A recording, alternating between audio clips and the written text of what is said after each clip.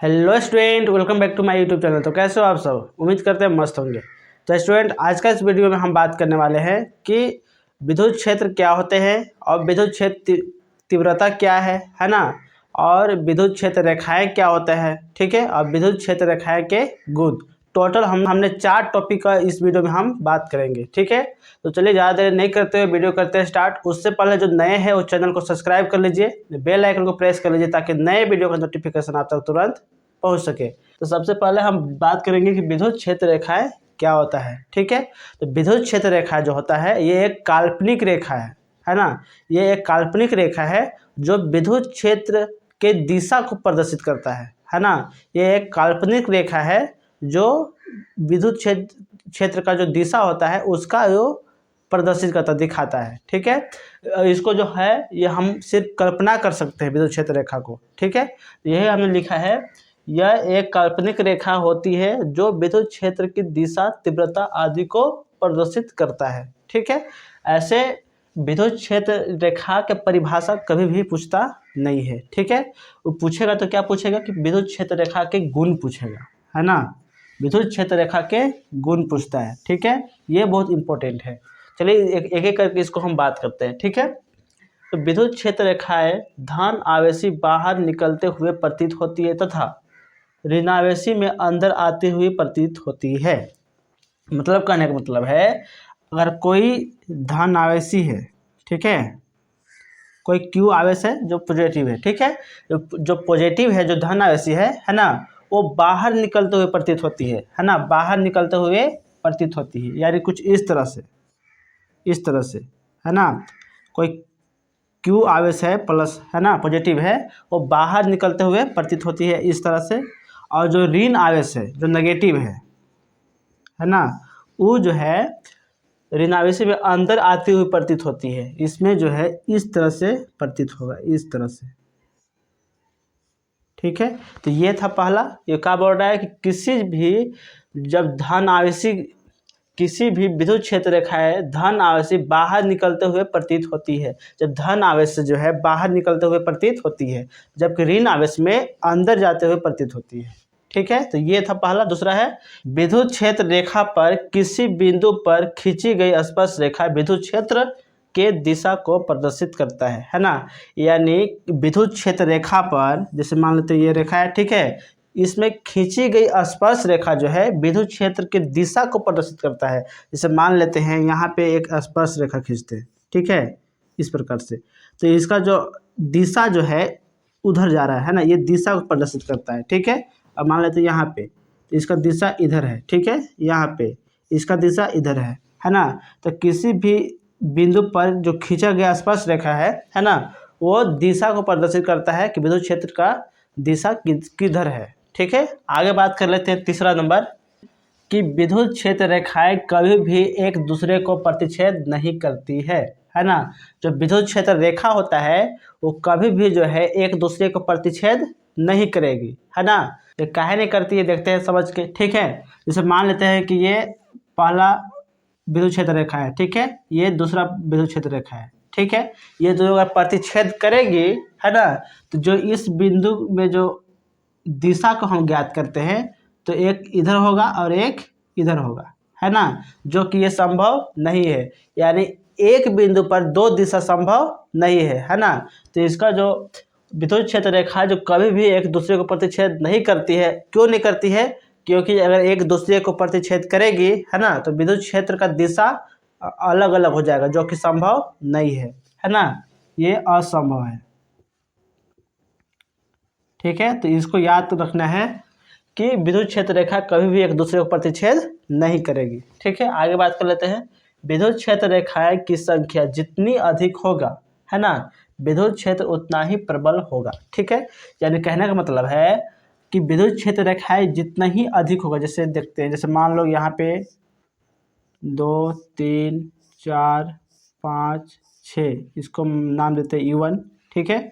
यहाँ 1 2 3 4, यहाँ पे 1 2 3, है ना। इसको नाम देते हैं E2, इसको नाम देते हैं E3, है ना। तो इसका कहने का मतलब जो है कि विद्युत क्षेत्र रेखाएं की संख्या जितना ही अधिक होगा विद्युत क्षेत्र उतना ही प्रबल होगा, है ना। यहाँ पे हमने 3 विद्युत क्षेत्र रेखा खींच रखा है, E1, E2 और E3, है ना। इसमें प्रबल कौन है, तो सबसे ज़्यादा जो संख्या में है वो ज़्यादा प्रबल है। जैसे E1 ज़्यादा प्रबल है, E2 उससे कम, E3 सबसे कम, ठीक है। इसका कहने का मतलब ये है। आगे बात कर लेते हैं 5वां नंबर, विद्युत क्षेत्र रेखाएं जितनी नज़दीक होगी विद्युत क्षेत्र उतना ही प्रबल होगा। यानी कहने का मतलब है कि विद्युत क्षेत्र रेखा जो है जितना ही पास में होगा, है ना, तो विद्युत क्षेत्र उतना ही प्रबल होगा। जैसे मान लेते हैं इस प्रकार से,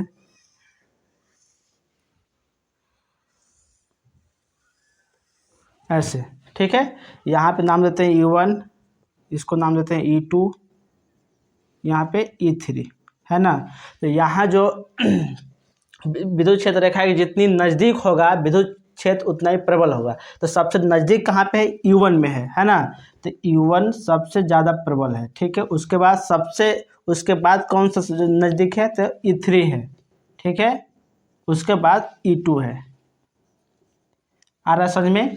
यानी विद्युत क्षेत्र रेखाएं जितनी नज़दीक होगी, है ना, विद्युत क्षेत्र उतना ही प्रबल होगा। तो सबसे नज़दीक यहाँ है तो E1 सबसे प्रबल हुआ, ठीक है। उसके बाद E3 है ना, तो E3 सब उसके बाद प्रबल हुआ, ठीक है। और सबसे कम कहाँ है, तो E2 में है। देखो इतना दूरी में है ना, तो E2 ये है, ठीक है। आगे बात कर लेते हैं 6 नंबर, विद्युत क्षेत्र रेखाएं समांतर होती है ना।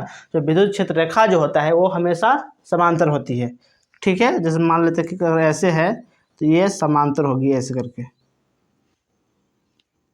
ऐसे, है ना। ये हमेशा समांतर होती है, ठीक है। हमने 6 लिख रखा है, और भी हो सकता है, लेकिन हम 6 ही याद करेंगे ताकि याद करने में सहूलियत हो, ठीक है। आगे हम बात कर लेते हैं कि विद्युत क्षेत्र होते क्या है, ठीक है। आइए हम विद्युत क्षेत्र के बारे में बात करते हैं। तो विद्युत क्षेत्र समझने से पहले देख लेते हैं कि विद्युत क्षेत्र होते क्या है ना। तो विद्युत क्षेत्र होते हैं कि किसी आवेश के चारों ओर का वह क्षेत्र, है ना, जहाँ तक उसका आकर्षण एवं प्रतिकर्षण बल कार्य करता है उसको बोलते हैं विद्युत क्षेत्र। जैसे मान लेते हैं कि कोई Q आवेश है, ठीक है। इसका जो क्षेत्र है कुछ इधर इतना बड़ा है, ठीक है। अब मान लेते हैं कि यहाँ पे कोई और Q आवेश है, ठीक है। ये धन आवेश मान लेते हैं इसको, ठीक है। तो इस Q आवेश के कारण, है ना, ये Q आवेश पर, है ना, जो बल लगता है, जहाँ तक बल लगता है ना, उस एरिया को बोलते हैं विद्युत क्षेत्र, है ना। यानी अगर ये Q को इस एरिया का अंदर लाएंगे, है ना, तो ये आकर्षित करेगा या तो प्रतिकर्षित करेगा, है ना। तो ये जो क्षेत्र, ये एरिया जो है इसी को बोलते हैं विद्युत क्षेत्र, ठीक है। वही हमने लिखा है, किसी विद्युत आवेश का चारों ओर का वह क्षेत्र, है ना, ये किसी आवेश का चारों ओर का वह क्षेत्र, है ना, जहाँ तक उसका आकर्षण और प्रतिकर्षण बल कार्य करता है उसे विद्युत क्षेत्र कहते हैं, है ना। ये Q आवेश के कारण जहाँ तक इसका आकर्षण और प्रतिकर्षण बल कार्य करता है उसी को बोलते हैं विद्युत क्षेत्र, ठीक है। आगे हम बात कर लेते हैं विद्युत क्षेत्र क्या, तीव्रता। तो विद्युत क्षेत्र तीव्रता को समझने के लिए सबसे पहले हम देखेंगे, जैसे मान लेते हैं कि ये Q आवेश है ना, इसके द्वारा जो विद्युत क्षेत्र है ये है, ठीक है। अगर हम यहाँ पे परीक्षण आवेश रखते हैं Q, है ना, परीक्षण आवेश है ना, तो जो ये पॉजिटिव Q है यानी प्लस Q के द्वारा परीक्षण आवेश पर कितना तीव्रता से बल लगा रहा है ना, उसको बोलते हैं विद्युत क्षेत्र तीव्रता, है ना। यानी अगर हम Q को 1 कर लेते हैं, ठीक है, Q बराबर 1, इसके द्वारा परीक्षण आवेश पर कितना जोर से बल लग रहा है उसको बोलते हैं विद्युत क्षेत्र का तीव्रता, ठीक है। जैसा हम यहाँ लिख दिया है, एकांक धन आवेश के कारण, है ना, Q बराबर 1 कर लेते हैं, ठीक है। एकांक धन आवेश के कारण किसी आवेश पर लगने वाला बल को विद्युत क्षेत्र की तीव्रता कहते हैं, है ना। अगर Q बराबर 1 कर लेते हैं उसके बाद परीक्षण आवेश पर जितना बल लग रहा है उसको बोलते हैं विद्युत क्षेत्र की तीव्रता, ठीक है। इसको फाइंड कैसे करेंगे, तो लिखेंगे यहाँ पे कूलाम के नियम के अनुसार, कूलाम के नियम से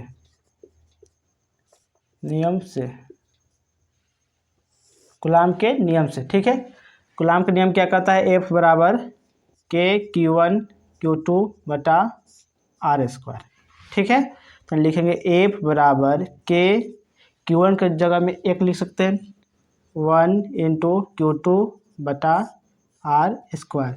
तो एफ बराबर के Q2 बटा आर स्क्वायर। तो इसको हम लिख सकते हैं एफ बराबर ई बराबर के Q2 बटा आर स्क्वायर। क्यों लिख सकते हैं? ई क्या है? विद्युत क्षेत्र की तीव्रता। ठीक है, आगे बात कर लेते हैं। यहाँ पे और फाइंड करेंगे तो यहाँ पे लिख सकते हैं ई बराबर के Q2 बटा आर स्क्वायर, और यहाँ पे हम अपने मन से Q से गुना करेंगे। ठीक है, अब हम इसको F बोल सकते हैं। ठीक है, यहाँ पे लिखेंगे E बराबर F बटा Q, है ना। के Q बटा आर स्क्वायर को हम F लिख सकते हैं। ठीक है, तो E बराबर क्या होगा F बटा Q। ठीक है, इसको हम बल बराबर निकालना चाहें तो F बराबर लिख सकते हैं E2 ये। ठीक है, ये वेक्टर में है तो वेक्टर में लिख सकते हैं। ठीक है, इसका हम बात करें जहाँ E बराबर इलेक्ट्रिक फील्ड। ठीक है, इसका हम प्रकृति की बात करें तो सदिश है। ठीक है, इसका हम मात्रा के बाद SI यूनिट की बात करें